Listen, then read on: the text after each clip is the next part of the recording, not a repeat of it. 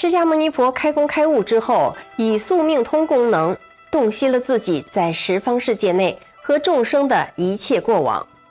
他的佛眼能看穿一粒沙子里的3000大千世界。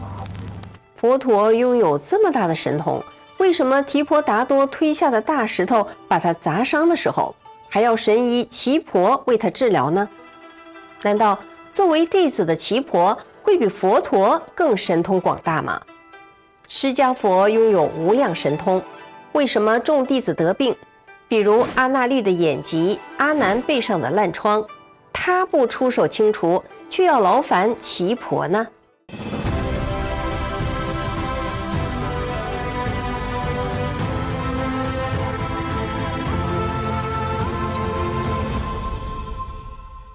释迦佛住世的时候，有一位名医世称奇婆尊者。说起他的故事啊，简直和中国的扁鹊华佗一样，充满了传奇。比如他敲敲人的头盖骨，就能根据声音知道那个人死了之后在六道轮回中的去向。限于篇幅啊，我们无法在节目中一一列出他治病救人的案例。奇婆盛名远扬，就连大唐名医孙思邈在《千金药方》《千金义方》中都记载了他治病的方法。关于奇婆的身世，佛经中记载不一。有一种说法说他的父亲是平沙王，也就是佛教中帝王护法的第一人。释迦佛带领僧团修行，得到了平沙王的鼎力支持。然而释迦佛的堂兄弟提婆达多由于妒忌和傲慢，不择手段地伤害佛陀。佛陀慈悲，并没有把那些事挂在心上。提婆达多认为，要想除掉佛陀，一定得先除掉平沙王。于是在他的煽动下，太子阿舍氏囚禁了自己的父亲，把他活活地饿死了，还和提婆达多狼狈为奸，肆意欺压弱小的邻国。由于阿舍氏王罪恶深重，遍身长满了恶疮，这个富可敌国、坐拥金山银山的人，有钱也无法使他解脱恶疾的痛苦。他遍请天下名医，却都没有效果。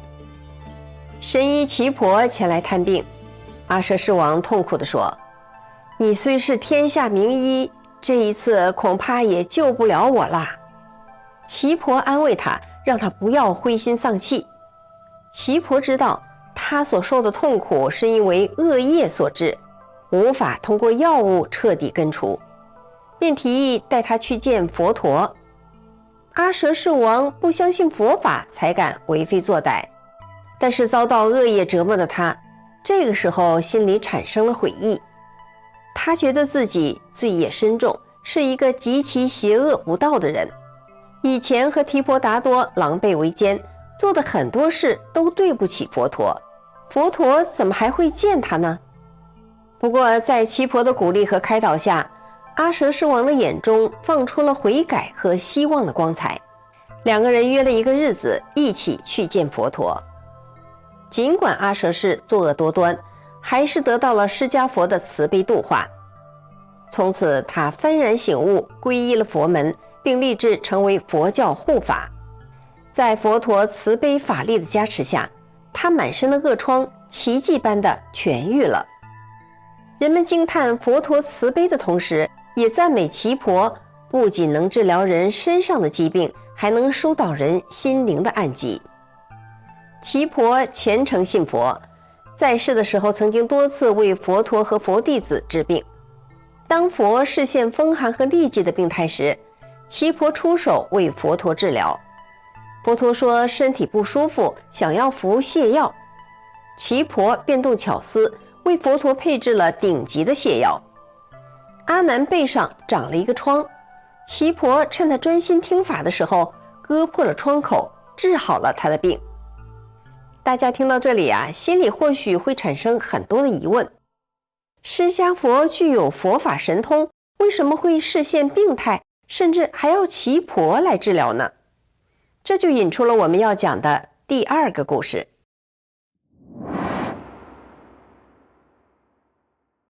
在藏传佛教中，有一位经过苦行寄生成佛的尊者密勒日巴，他一生中的事迹跌宕曲折，感人至深，激励了后世众多修行之人勇猛精进。密勒日巴晚年的时候，有一个博学的操普博士，妒忌密勒日巴的声望，动了恶念，要毒害尊者。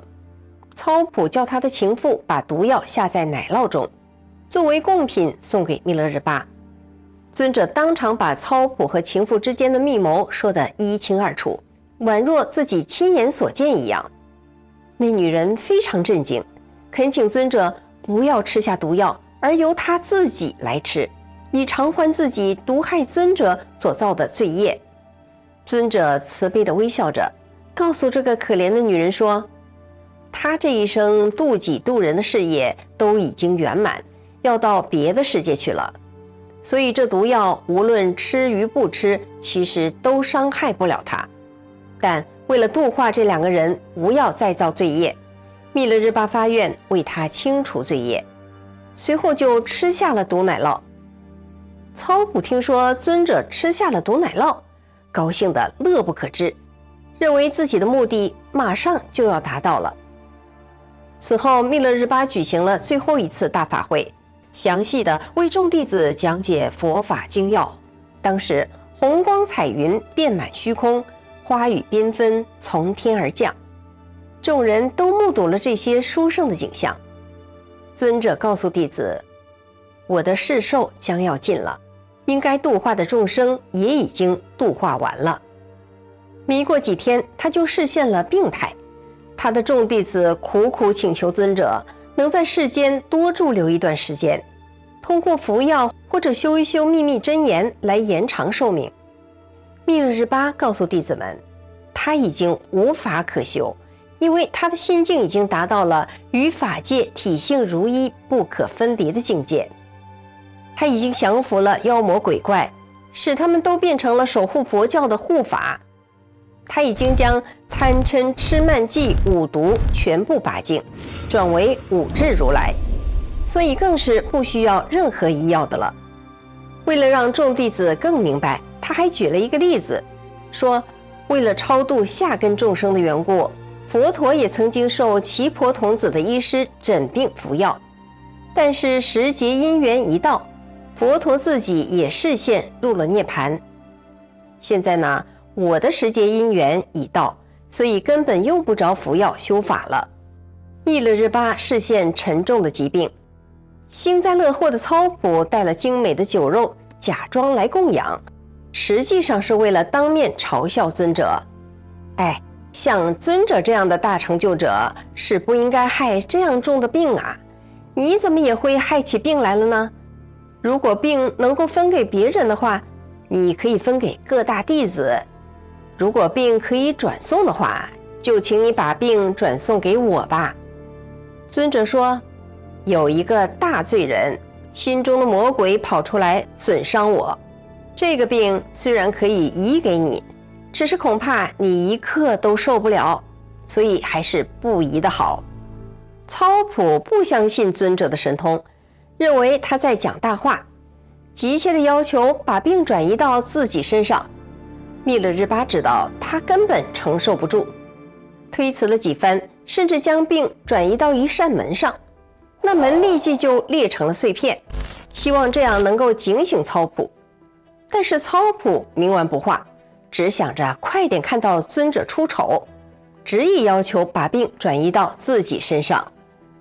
慈悲的密勒日巴为了度化他，就用神通只把一小部分的病转到操普身上。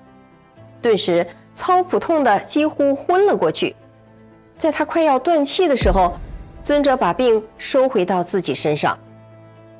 操普亲自尝试了病夜的剧烈痛苦，终于知道自己错了。他放弃了妒忌和傲慢，痛悔地跪下来，泪流满面地向尊者忏悔，甘愿用全部家产来供养，希望尊者能够解除他的罪业。密勒日巴见他真心忏悔，喜悦地说道，我一生从不要田宅财产，现在快要死了，更用不着这些了，你保留着好了，还劝他以后再也不要作恶。操普博士成了密勒日巴佛度化的最后一个人。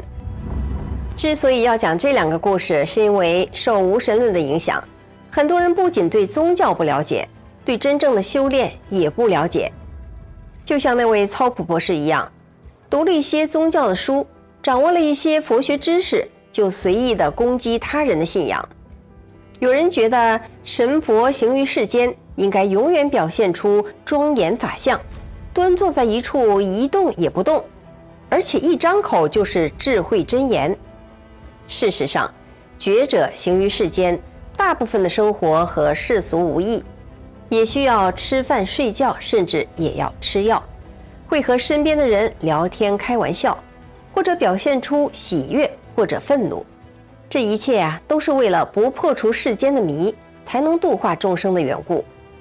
有的时候大觉者表现出来的病态，其实是为了消除众生的罪业，使普罗大众能有更好的将来。而且这种承受是不讲条件、不计代价的承担。在西方信仰中，熟知圣经故事的朋友们或许知道，耶稣有足够的能力让瞎子复明，让瘸子走路，让麻风病人健康痊愈。耶稣大行神迹，触怒了犹太祭司，祭司们商量说，这人行好些神迹，我们怎么办呢？若这样由着他，人人都要信他，罗马人也要来夺我们的土地和百姓了。于是密谋杀害耶稣。后来耶稣被鞭打，被嘲笑，被钉在十字架上，临死还被人戳上一戟。虽然古老的预言早就预言了耶稣的出现和他的死亡，但为众生承担巨大的罪业，为人赎罪，才是造成耶稣极度痛苦的根源所在。中国有句古话说，人心为微，道心为微。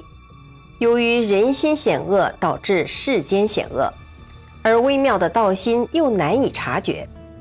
人在七情六欲的驱使下，因为妒忌、傲慢和嗔怒，随时都会产生各种恶念。